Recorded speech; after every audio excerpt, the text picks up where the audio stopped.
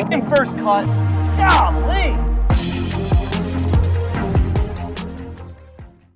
Welcome to the First Cut Podcast. I'm Rick Gehman, and this is your DFS preview for this week's AT&T Byron Nelson. Joining me to break it all down, Sia Nejad is here. Hello, Sia. How we doing? Very excited about the AT&T Byron Nelson. Very excited about the PGA Championship coming up. We still got a few majors in this season. This is exciting times. Oh, by the way, I'm also excited because I hit Wyndham Clark at 75-1. So that was pretty awesome. Yeah. If you watch the early wedge, you know that, or if you remember Sportsline, you know that that was one of my picks. So coming off some heat right here, Rick. That'll certainly help. The old 75-1 always helps the bank account. We'll see if we can find something for this week. We have a lot to talk about with AT&T Byron Nelson, the golf course, which is TPC Craig Ranch. But first, I will remind everyone that the fan link for the one and done selection is in the description below, so you can get your vote in. Kyle M is building momentum on all of us, so hopefully we can figure out a good selection for this week that is open. And our Tuesday mega preview pod will be at 5 p.m. Eastern time, so your votes need to be in before then so that we can tally. All right. Sia, this week, it is always a little bit distracting the week before a major championship where everyone wants to look ahead and everyone wants to call it a tune-up and everybody wants to say whatever they will about this event. But a lot of guys in the field, there's going to be DraftKings contest for it. There's going to be wagers to be made. So we've got to keep our focus here for a bit longer. Yeah, and it might be a tune-up for a very few select in the field, but I mean, this is all systems go for most of the players in this field, and I think there's a lot of guys at the top that we're going to have to consider in terms of like, all right, which one of these guys do we want to play, or which one of these two guys do we want to play? But there's guys in that 8K, 7K range that I think are super sneaky, that are not necessarily the household names, even in the non-designated events. And what I'm really saying is there's players I like this week that I don't normally talk about. So I'm just really curious, Rick, to hear your opinion on some of these players. But I like these events. These tend to be the more fruitful ones for me from a DFS standpoint for whatever reason. So I'm ready to attack it. Well, before we talk about golfers, let's talk about the course. Troy, if you could share my screen, that'd be splendid. Thank you very much. My website, rickrungood.com. This is the course key stats model. Worth noting, Sia, that while this event has been around forever, we've only played it at TPC Craig Ranch twice, 2021, 2022. We have the same champion in both of those editions, KH Lee, getting the job done in back-to-back years. So we'll talk through the data. We'll talk through the types of golfers that we think are going to have success, but this is certainly not a golf course that we have a bunch of historic data to go off of. It's just those 2 years. Just those 2 years. And I like what I'm seeing with your model, because the first thing, I mean, granted, the first thing I see like written out in the correlated stats is approaches from inside 100, but really it's just approach in general, right? I think, again, we don't have a lot of history here, just 2021 and 2022 at TPC Craig Ranch. By the way, just kind of silly that KH Lee of all people is like the back-to-back winner here. I mean, that's golf in a nutshell. But I'm really looking for approach on Rick Run Good. Of course, Rick, I'm looking at weighted approach, which is something I like to do. I'm looking more globally at weighted tee to green, which is something I like to do. But this week, more than most, I'm really dialed in on approach, not so much off the tee. Now, listen, I think being great off the tee and having some distance, it's definitely going to help here. But the one thing I've noticed with the leaderboards over the last 2 years, there are a lot of guys that were in that top 10, top 15 that just aren't really good off the tee in general, not necessarily in that tournament. So I'm really not focused too much on that. Around the green game, not super focused on that either. So putting a little bit, weighted approach quite a bit. Yeah, so the way that the numbers bear out in the model is that approach is ranked very highly from a value standpoint, which it always is, a big value on strokes gained approach because it's generally one of the more correlated stats to success, but also in terms of rank, meaning that it ranks second. There's only one other course on the PGA Tour schedule in which strokes gained approach is more prevalent. And then putting is the other big one, which is seventh, which means there's only 6 other courses on the PGA Tour schedule in which strokes gained putting is more correlated to success. And I think that makes sense, Sia, because when you play on golf courses with large greens and you play on a golf course like TPC Craig Ranch, which I have heard and I've described myself as kind of like TrackMan golf, which is you just fly it to a number. You don't necessarily have to worry about where you're going to land it, how it's going to spin back. You're not playing the ball on the ground as much as you are on like these firm, fast golf courses. So you're playing a lot of TrackMan golf. So this makes sense. Approach play and putting. Hit it to the right quadrant, give yourself a good look, and then make as many of those as possible, because this has historically been a very easy golf course and one you can make a lot of birdies on. Yeah, we see that with the winner and the people who were trailing the winner. Obviously, that's KH Lee, but guys like Jordan Spieth, people in the top 5, they are in the low to mid 20s in terms of what the score is going to be. So you're right, Rick. I mean, I think it's all about creating opportunities for yourself and then draining some of these putts. And again, what does that mean? Well, it means you have to be kind of a hot putter, or at least have some semblance of a history where you found a hot putter. But more important, creating those opportunities. How are you going to do that? It's likely with that second shot. The one other thing that I think is worth mentioning is that this golf course has been destroyed so badly through the first 2 years that they've actually turned it from a par 72 to a par 71. Number 12 used to play as a 547-yard par 5. It will now play as a 493-yard par 4. So I don't expect the scoring to be as deep under par, but as we know, par is just a social construct. It'll still take the same number of strokes essentially to get the job done. Yeah, and it's just that one little modification. I mean, I think if it does get windy, which I'm not sure it will, but I mean, that's certainly a potential defense for this course. But otherwise, we're going to see some low numbers, some birdie streaks. I mean, another thing maybe to look at is DraftKings scorings. Maybe DraftKings scoring. Maybe you want to put an additional filter on that with respect to easier courses and that kind of thing. But this is going to be every single day. We're going to see a lot of scoring. Okay, well, we've got a top-heavy field and one that I cannot wait to talk about, so we'll dive into that. But first, we're going to take a quick break and hear a word from our partners. Witness one of the world's biggest stars as a family man. Really? May 17th. I just jumped into Stallone. There's no place like Stallone. And it's about how hard you can get hit and keep moving forward. He's the last person that wanted to do this show yet. He sees the camera and he's like, am I in frame? That's the truth. The Family Stallone, streaming May 17th, exclusively on Paramount+. And we're back. Here's the cheat sheet. 3 golfers over $10,000 with Scotty Scheffler bearing down on $12,000. He's $11,900. Jordan Spieth, 10,600. Terrell Hatton, 10,100. So a couple of Texans and an Englishman. Sia, what do you want to do here? This is so tough because if you want Scotty Scheffler in your lineup, just so you know, it leaves you with 7,620. So what does that mean? It means you're already kind of dipping in the low 7K range just to get that average for the rest of your golfers back up a little bit. So listen, he's got the most win equity. It's just not even a question. I mean, he is an absolute monster. He's had the week off.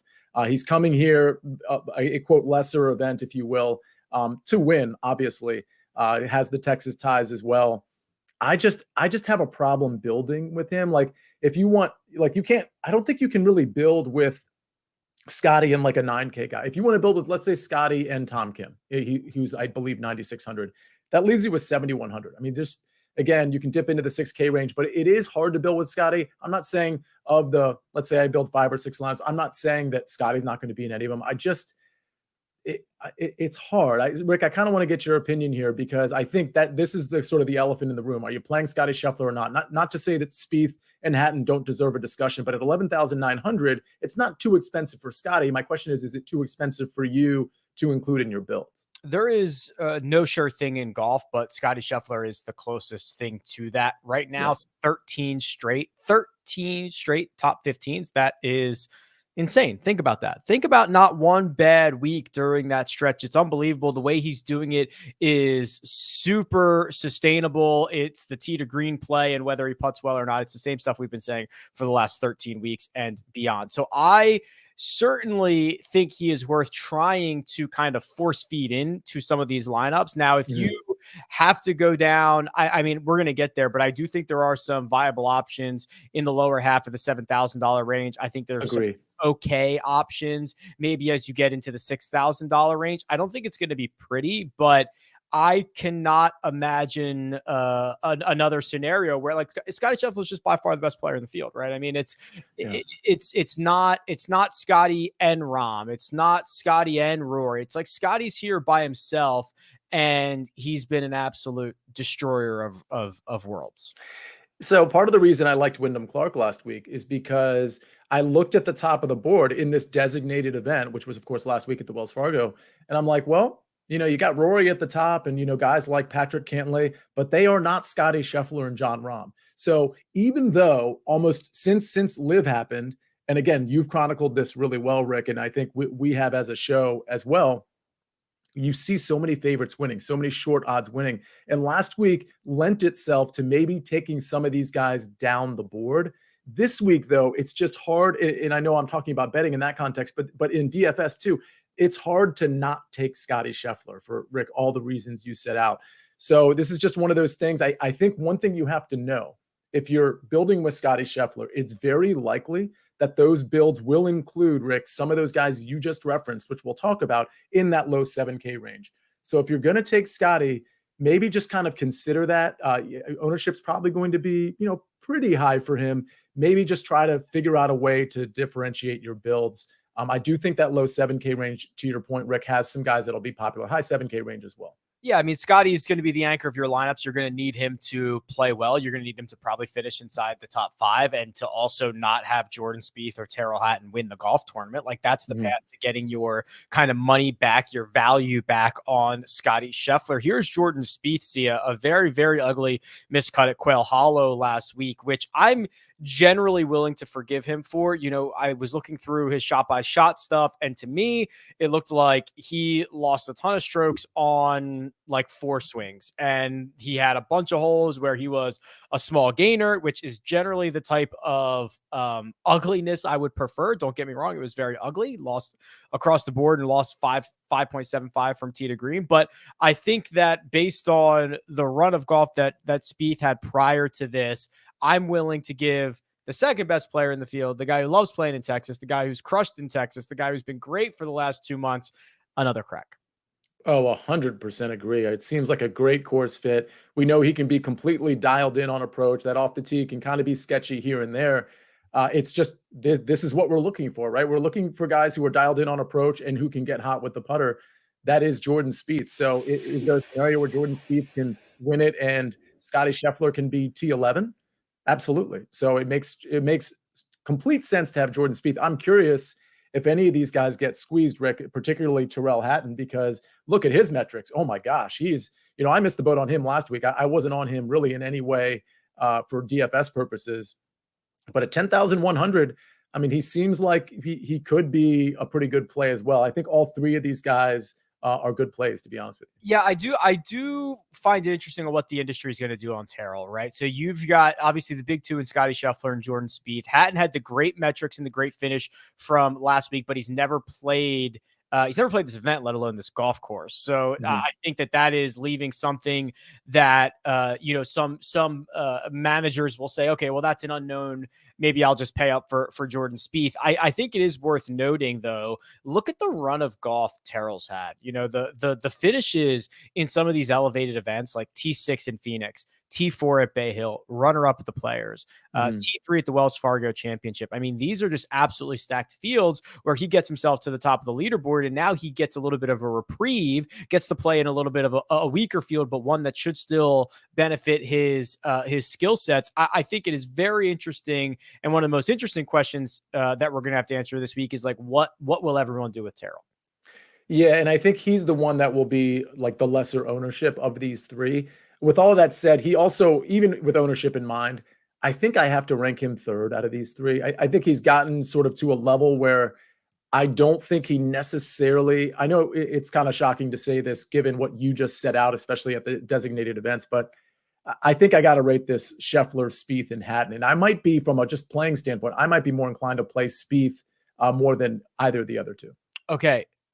Breaking news. So 49 seconds ago, Jordan Spieth just withdrew from the AT&T Byron Nelson. He is citing, here's the statement. Over the weekend, I had severe pain in my left wrist and had doctors confirm an injury that requires rest and limited movement. The AT&T Byron Nelson means the absolute world to me, and I'm disappointed to miss it this week. Playing in front of family and friends in Dallas is one of the highlights of my year, and the tournament staff and volunteers are second to none. I look forward to being back next year and many years after. I'm focused on healing as quickly as possible and will have to evaluate my recovery week to week. Sincere thanks to medical professionals who have supported me over the weekend. Jordan Spieth. Wow. So, Whoa. We are obviously learning about this right now live on the show. That is not good. And obviously would put his chances of playing in next week's PGA Championship up in the air. I would make it close to 0%. And all I'm doing is trying to dissect the words. When you actually take the time to use the word severe in front of pain, to me, that means that this rest and limited movement he's referring to is probably a multi-week thing. Well, he says week to week, which is never a good sign. You want to hear day to day when we're only, 7 days out from PGA Championship week. Remember, for as much run as Rory McIlroy at the Masters gets to complete the career Grand Slam, Jordan Spieth is a PGA Championship away from completing the career Grand Slam. So this is very disappointing, very sad to see. Hoping a quick recovery, but that does not read great. No, it doesn't. It's kind of shocking to me. I mean, obviously it's shocking, but of all the players to have this injury, especially on the doorstep of the PGA Championship, this is it's not good news. I mean, this is one of those things where I'm speculating, but this could be like a 2-month thing. I mean, maybe it requires surgery later. Like, this is not something you want to have. It certainly explains the missed cut last week, but that's not a good situation. He's also been generally quite healthy in his career. Yeah. So to see that is shocking. Okay. So that is going to create some ripple effects. So now it is only Scotty Scheffler and Terrell Hatton at the top of the board. I imagine there is going to be a heavily owned Scotty Scheffler. I will check to see if his odds have already moved, but this is seemingly going to turn into the Scotty show here, Sia. Yeah, it's a good point about the odds. If you're watching us live, you might want to go to your odds board, because there are books that are still hanging Jordan Spieth right now. Yeah, so I mean, you might want to like listen. Obviously, there's a tremendous value on, especially everybody below Jordan Spieth, with the odds makers, still having him on the board. So that's something to consider. As far as from a DFS standpoint, Rick, a lot of that is going, to your point, pour up to Scotty Scheffler. I think a little bit of it will trickle down to Terrell Hatton, but I think this makes Scotty Scheffler just tremendously owned, and frankly, for good reason. Okay, sorry, just kind of resetting here and making sure we've got everything in order. Jordan Spieth out of the AT&T Byron Nelson. Okay, the 9K range, Sia, is Hideki Matsuyama, Tom Kim, Jason Day, twice defending champion KH Lee, and then the bottom of the 9K range is Adam Scott, Siwoo Kim, Matt Kuchar. Yeah, this is a really tough range for me. There's nobody I'm in love with. I mean, the thing about, let me start with Jason Day, because I really liked him last week, and as we know, I think he doubled 17 to miss the cut by 1 on Friday.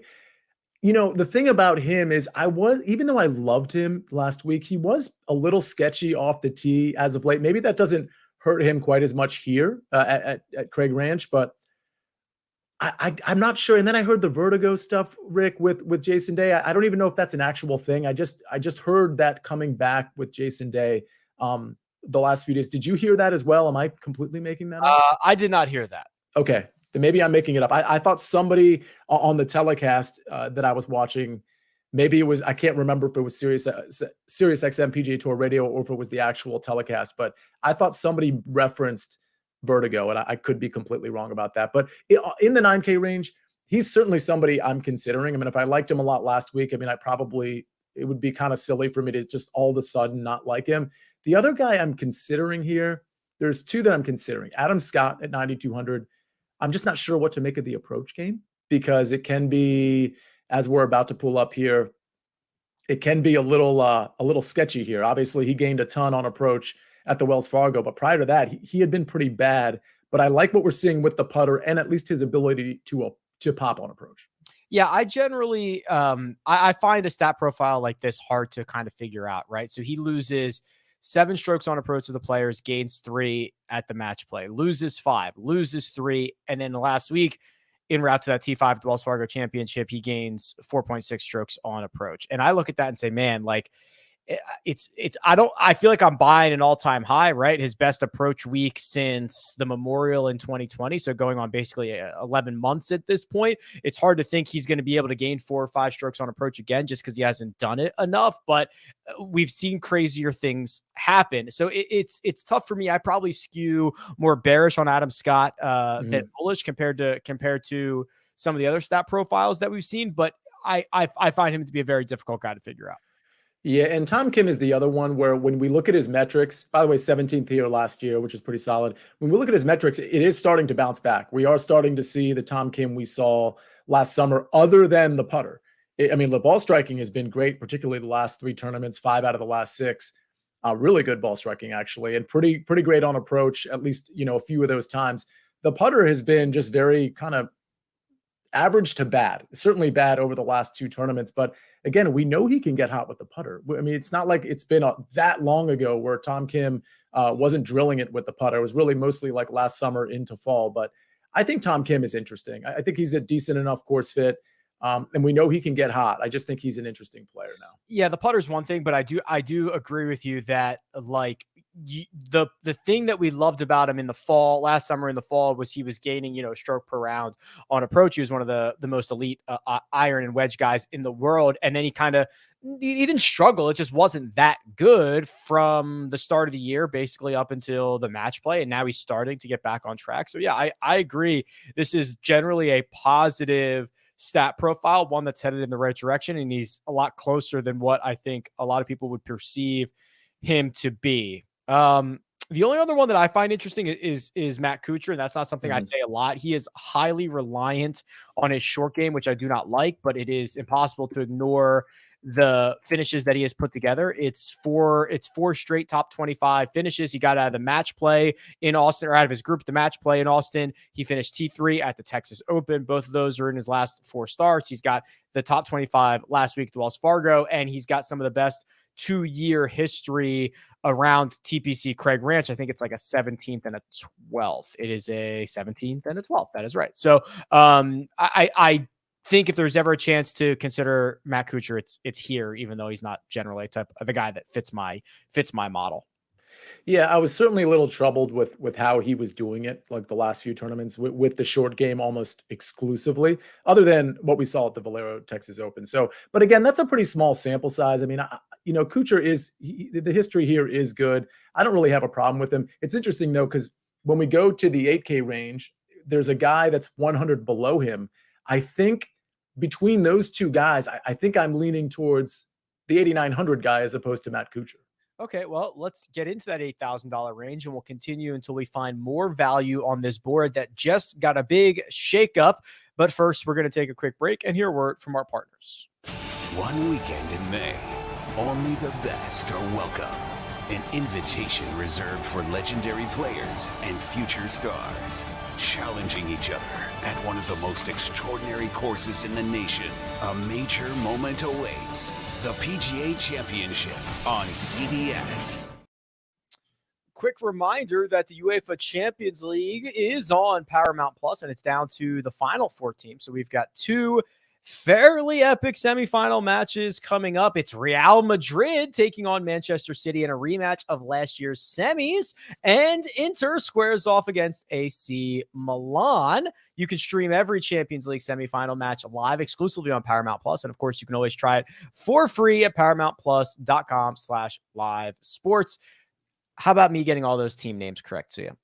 That's impressive. I'm just glad I wasn't doing it. I almost said Real Madrid, but I know it is Real Madrid. I did not want to get flamed for that in the comments, so I quickly pivoted my brain. There's the cheat sheet. You teed us up on Seamus Power. Let's talk about him. So I'm not normally a Seamus Power guy, but I think the form is starting to come back into play a little bit, and perhaps more importantly, the history here is really good too. And I really have been off course history in large order this entire year. And it's benefited me for the most part, but I like what I'm seeing. The approach game is kind of coming back here a little bit. The putter is hit or miss, but that's okay. Look, hopefully we catch him on a hit day. The off the tee game in around the green game, I'm not particularly worried about, but not a complete disaster there. I just think he's a sneaky guy. I don't know how much ownership he's going to command at 8,900, and I think I'm willing to play him. T17, T9 in the 2 loops around TPC Craig Ranch for Seamus Power, one of the better 2-year results that we have out there on tour. Okay, we've got a couple other guys, and you know, I do not find this 8K range to be very appealing. I'll make a couple of quick notes here. Aaron Wise is back in the field. He's $8,300. As of right now, he is teeing it up for this event. We have not seen him since before the Masters. We saw him at the match play. This was a situation where he said he needed a mental health break. He took some time off. He is coming back. Sia, is there any level of confidence in playing him? Do we reset him back to his 100 round baseline? Do we need to see something before we invest our hard-earned dollars? Like, what are we doing with Aaron Wise? Yeah, I think we need to see something. It would be different if he was coming back to a place where we knew he was super comfortable and had like pretty decent history. And then we could kind of make the correlation. Well, oh, he picked this one to come back to because he's just more comfortable. We just really haven't seen that with him.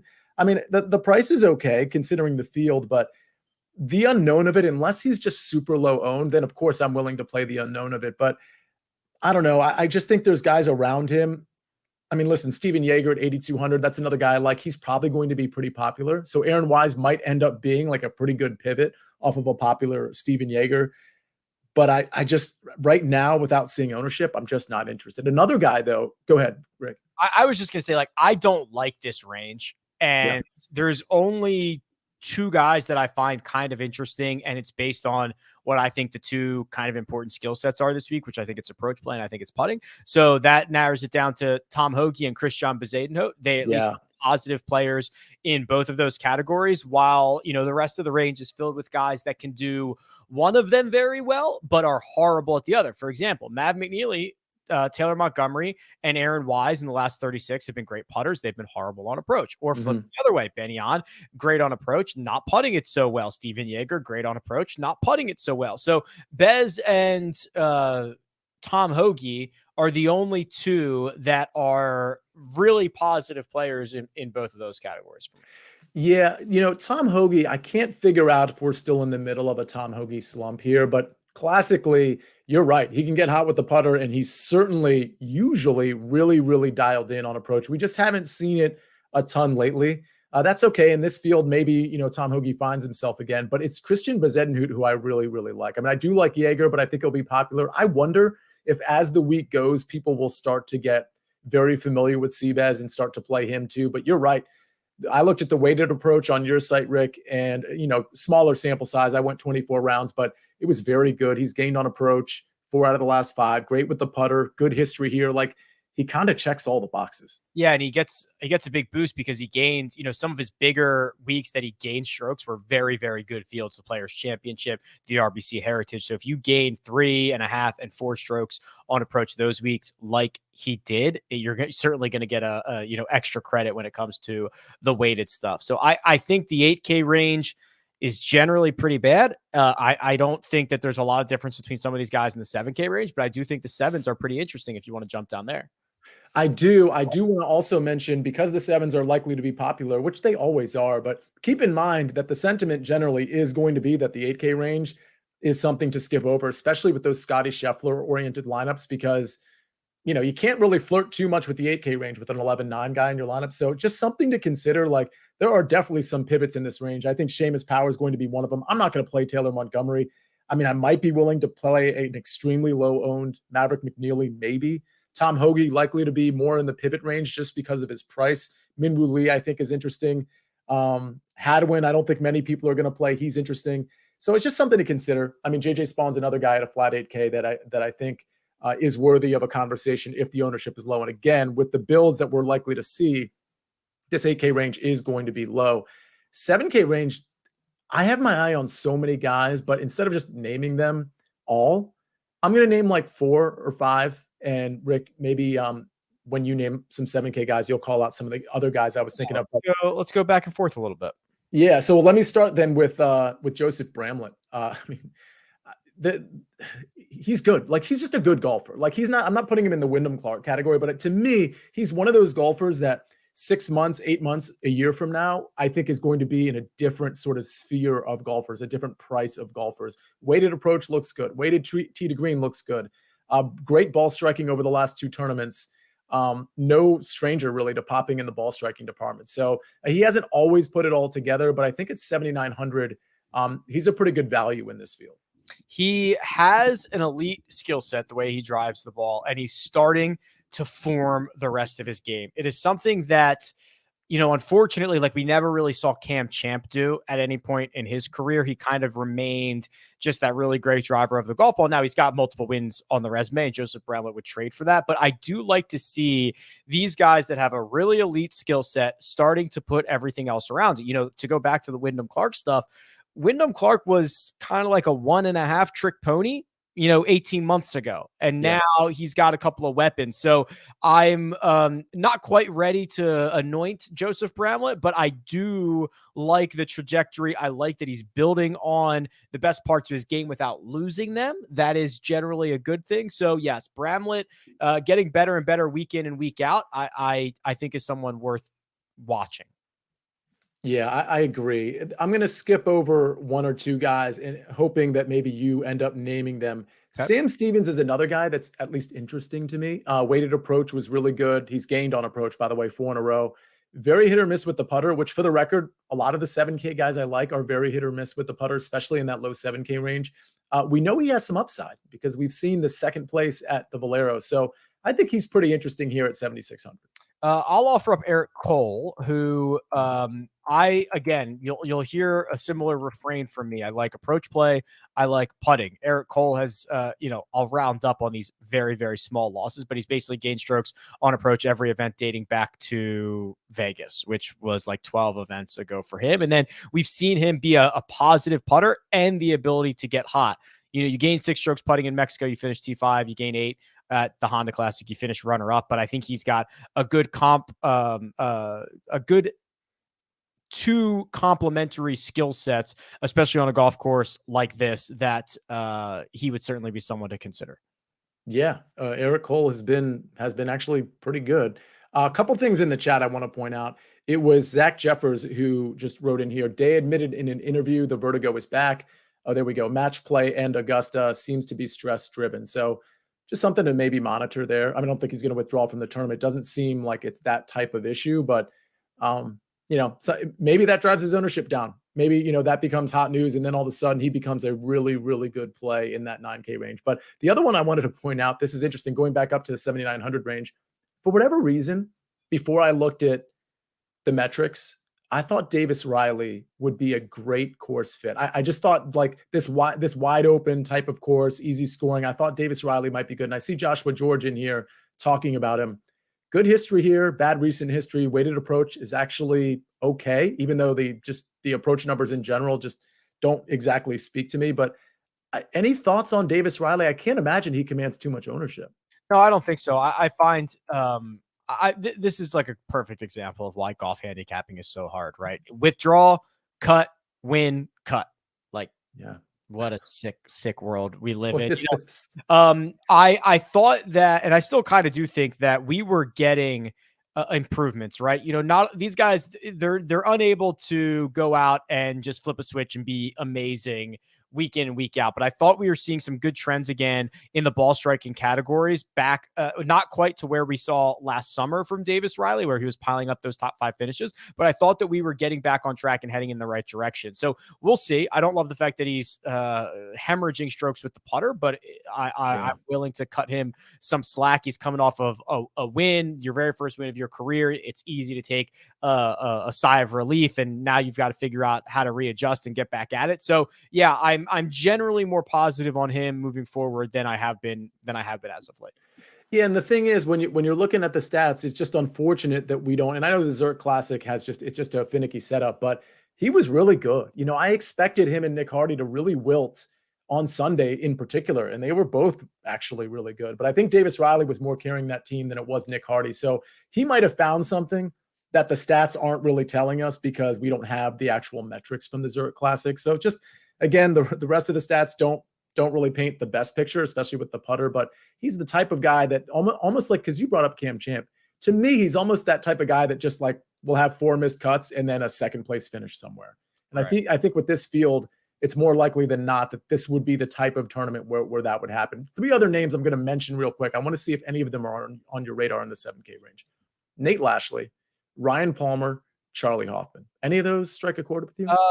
They weren't the ones that I had labeled, but there was Lashley's been interesting, right? Yeah. You know, I'll pull up his stat profile here, but I think you'd be pretty surprised to see the gains that he has had on approach and just generally how good he has been, right? We're not crowning him here, but in a field like this where he's got a couple of decent finishes in a row and the metrics are trending in the right direction. I mean, just look at his last 100 rounds here, right? I mean, you're starting to see legit tangible gains where he's beating the field week in and week out. So that of those 3 that you mentioned, this is the one that I think most people probably don't realize how well he's been playing.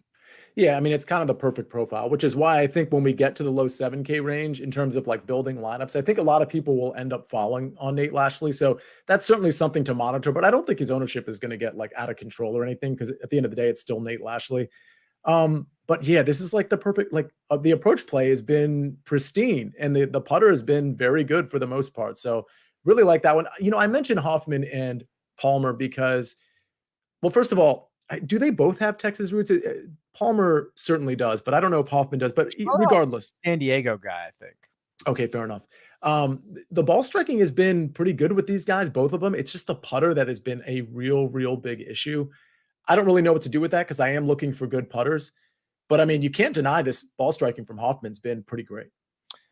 Yes, that is true. And I always see like, I'll be watching the leaderboard and I'm like, oh God, it's Charlie Hoffman guy. Like can't shake him, right? Like he's always kind of around, or at least early in the event. The other 2 that I kind of had earmarked here were Dylan Wu, who we spent a lot of oxygen on. So I don't think I need to spend much time here, but I mean, he gained 3.5 strokes on approach at the Wells Fargo Championship in that field. I mean, he is gaining in all the places you want him to be gaining. He's putting well. I love the way this sets up for him. And then the only other one was also in that mid $7,000 range, Michael Kim.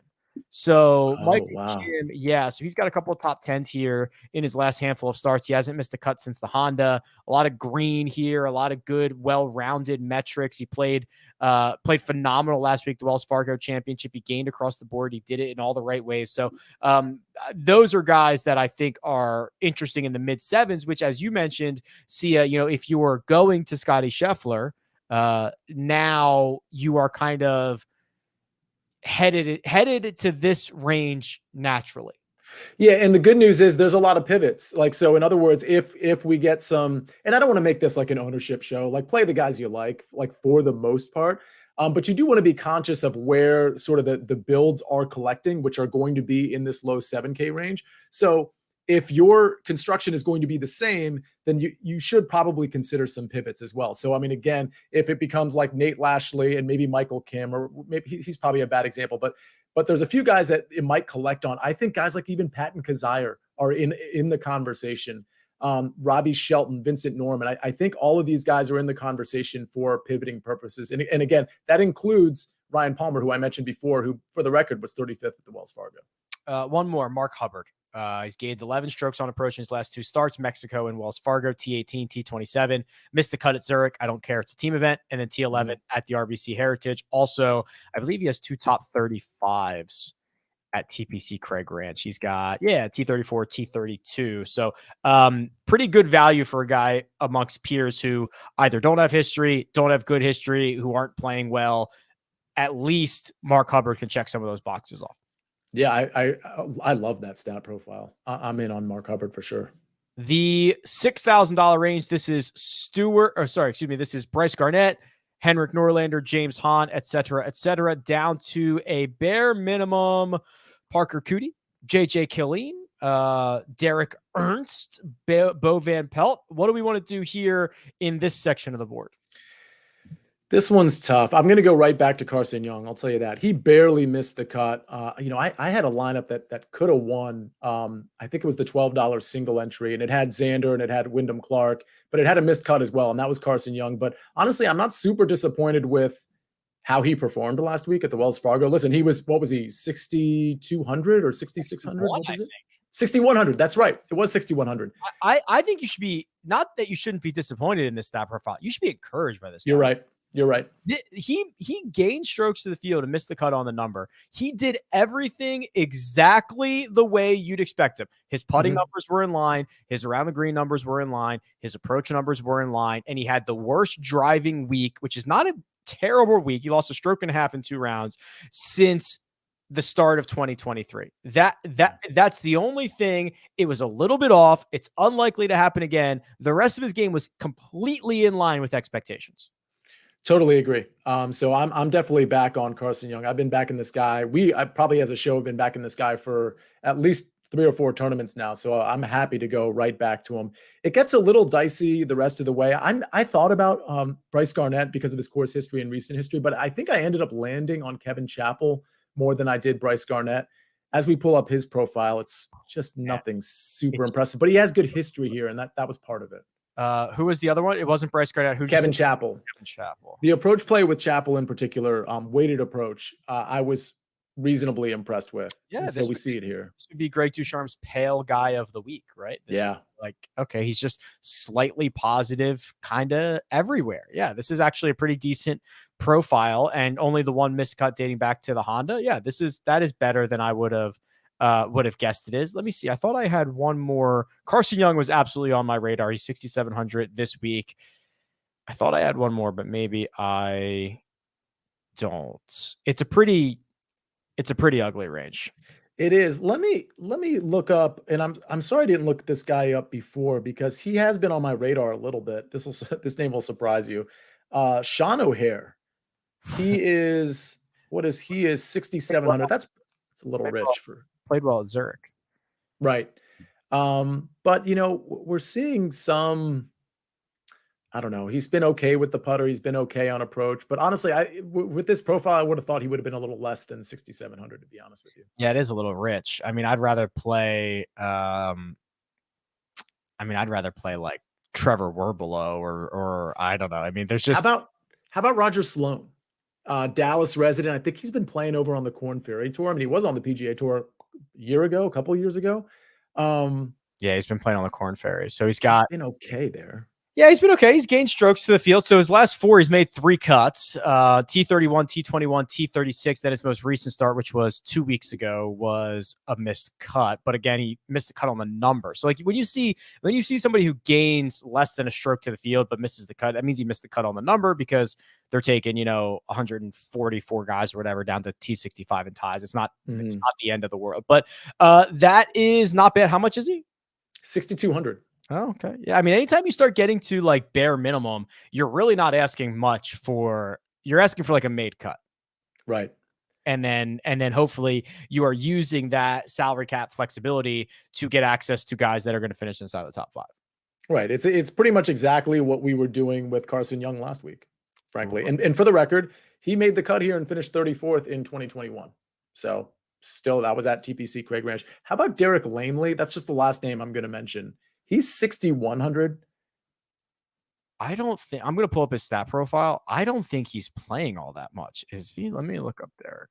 I thought, unless I'm getting him confused with somebody else, I don't think he played. Well, okay. So he played in Mexico and finished T66. Great ball striking numbers, lost 7 strokes. Oh my gosh. Missed the cut at Zurich. I don't care about that. Missed the cut at the Korn Ferry event. T21 in Puerto Rico. So, I mean, his last 2 individual, and then he doesn't have a Korn Ferry or a PGA Tour start since the 3M of last year. So that's last summer. So it's only 4, but his last 2 individual PGA Tour events have been fine. Can you go round by round with this Mexico Open for him? Because I seem to recall him being somewhere near, not the top of the leaderboard, but like way high up. I wouldn't be shocked if it was round 4 that he just collapsed there. Talking about Lamely, right? Derek Lamely. Yeah. All right, let's see what we can find from old Derek here. So you probably didn't think I was going to be asking you about Derek Lamely. All right, we can find it. So so he gained strokes 3 out of the 4 rounds. He lost big on Saturday. Right. He was actually okay. He actually gained. This is actually so round 1 he gains a stroke and a half from tee to green. He gains 3.5 in round 2. He gains 4 in round 4, but he putted pretty bad all week long and then punted it from tee to green on Saturday. It's not. I love the tee to green upside. When you look at the round by round, I mean, it's very easy for me to say like, oh, just take out the worst round. But if we took out the worst round and the best round, that's a pretty good stat profile. Yeah, I don't hate it. It's a pretty bad range, $6,100. I don't know if he's been playing. So I've got 6 tours on my site. I don't know if he's playing like PGA Tour Australasia or something like that, right? But I mean, he also played the Zurich Classic, and it didn't look like that went too poorly. I don't remember who his partner was, but that's something to be said for that. All right. Well, while I look that up, Zurich Classic leaderboard, we'll find out who Derek Lamley's partner. Do you want it to be someone bad or someone good? You want it to be someone horrible, right? So I want it to be somebody horrible. Yeah. So it's like he carried them to, oh boy. It was Mark Hubbard. Oh shoot. So Hubbard's pretty good. Hubbard's not bad.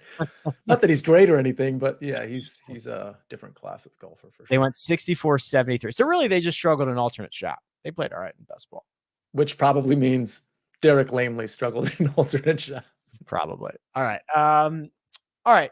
I will stop sharing my screen. We will transition to a little fun and games here on the First Cut Pod. We'll do some strokes gained narrative. So this is lineups that are constructed by listeners and fans that can be submitted on Twitter to Sia, to @FirstCutPod, and with the hashtag SG narrative. And it's usually based on something tournament related, so something sponsor related, the state, the city that we're in, whatever people can come up with to create a narrative lineup. So Troy, do we have these? All right. So here is submission number 1 from Rebecca. She says, Byron Nelson is in Texas. So a tribute playlist, of course, from a classic rock group from Texas, which is obviously ZZ Top. Okay. So here's the thing. I gotta tell you this because the timing of it is pretty bad. We have 4, so we'll have another screen with 2 more. The GOAT is on there, John Markowski. Ryan's from the Fantasy Bunker. His isn't on here because it was kind of tricky. It like tiered on like two different sheets or whatever because it was very creative, but it didn't get up here. Part of the reason also is because Rebecca is a new fan to the show. Okay, I don't know if you remember her from last week, but she said I'm giving this a try. She watches this show now, which is great. But also it's her birthday today, her 40th birthday. She was in the early edge chat and everybody was wishing her a happy 40th birthday. So I was like, all right, I got to bump Fantasy Bunker today, even though he's always great because it was like kind of on 2 different sort of tweets. And I'm going to put the birthday girl in here. So even though I don't even really know these ZZ Top songs, Rick, I figured let's give Rebecca a back-to-back appearance here. All right. Happy birthday, Rebecca. Well, here's what she's come up with. So I'm imagining there's a lot more cultured ZZ Top fans out there who will understand this better than I will, but she's got Sharp Dressed Redman, Scott Me Under Pressure. That's obviously Adam. Gim Lee, All Your Lovin', KH. Just Got Dade, Cheap Sunglasses. That's Sung Kim. And then oh boy, is this Jesus Jew Scheffler Kago? What? Chicago? I don't know. I don't know what's going on with that one. I hang my head in shame for not knowing Rebecca, but thank you and happy birthday. At T2 Greens, Oracle says Craig, in parentheses, Greg, Ranch, and AT&T Byron Nelson. Oh, Craig T. Nelson. Craig T. Nelson, which is sitcom coach star Craig T. Nelson in honor of Sia's bracket. So these are looking like they are television shows. Sitcom specifically. So I did a best sitcom bracket with Pat Mayo.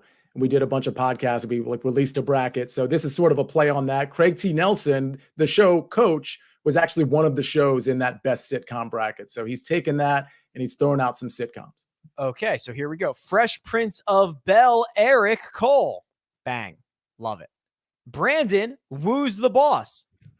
Great. Marty, Dow I Met Your Mother. Perfect. KH, Family Guy. Perfect. Carl, Mad About You On. And Charlie, 2 and a Hoffman. That's Oracle's best ever. A lot of his are like kind of confusing. This is his best ever. That was pretty top notch. Well done. Next page. The Model Maniac goes to AT&T Byron Nelson, his cell phone. Okay. So here we go. Eric Cold Call. Hideki, what's your number? Adam, long distance call. Grayson, no signal. Dylan, woo's calling. And Aaron, Rye phone 14. That's strong. Pretty good. John Markowski says Byron Nelson was born in 1912. That is, I actually saw that today. Byron Nelson he died in like 2006 or something. I think he 96 years, something outrageous. Other notable 1912 events. Well, of course, John, why not? Stuart sinking of the Titanic. Dylan Woodrow Wilson elected president. New Mexico Gribble became the 47th state. Fenway Parker Cootie opened. K.H. Lee electric blanket invented. And William McGirl Scouts were funded. Do you think it's crazy that the electric blanket's been around for over 100 years? I'm trying to think of what's the craziest one of this. I really had no concept of when the Titanic sank. So this is like kind of like, I mean, I understand it was a long time ago, but that's news to me that it was 1912. Girl Scouts. Yeah. I mean, I guess that's crazy. Yeah. 1912.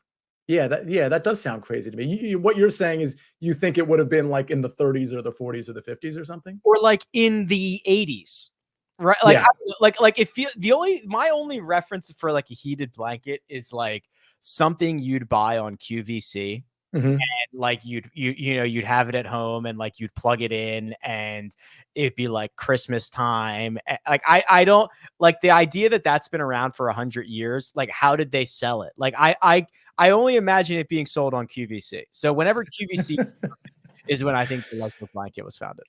So a funny thing about my childhood real quick, I used to have like sleepovers with my friend Austin Kramer, who was still my best friend since first grade, or one of my best friends since first grade. Long story short, when it got really late at night and we were still up because we were all hopped up on candy that we got from 7-Eleven, we would watch QVC and just sort of like laugh at it, like the but wait, there's more part, like that whole all the antics of that, like trying to like grab the listener. We would literally watch it for like an hour or two every night I was over there. It's so entertaining. You got to watch. Even now, it's high comedy. It's great. Yeah, that is literally all I think about when I think of electric blankets. So that is shocking to me. Fenway Park. I knew Fenway Park and the Titanic were the same year. New Mexico becoming a state, the 47th state. So think about that. I think that's the other thing is what Hawaii's the 50th state, and that was like relatively recent, all things considered. Yeah, and somebody had tweeted a comment to this one that Arizona was the 48th state, and that was like a month later, for whatever that's worth. Hawaii didn't become a state until 1959. Right? So wait, my dad was born and there were only 49 states. He's not that old. Still plays golf like 6 days a week. All right, I guess we're done here. Anything else? Rebecca's in the chat. Everybody say happy birthday to Rebecca in the chat. I'm just seeing this. She clarified it was Jesus Just Left Chicago is the name of that song. All right. Sorry, Rebecca. Let's stick with we're good on TV shows, maybe some movies. Songs is where this thing starts going off the rails. Okay. We'll be back on Tuesday for a mega preview pod for this week's Byron Nelson round by round recaps. And then obviously we will roll right into the PGA Championship. Big thanks, producer Troy, doing all the hard work behind the scenes. Sia Nejad available on Twitter at Sia Nejad. You can find me at Rick Run Good. This has been The First Cut. We'll catch you next time.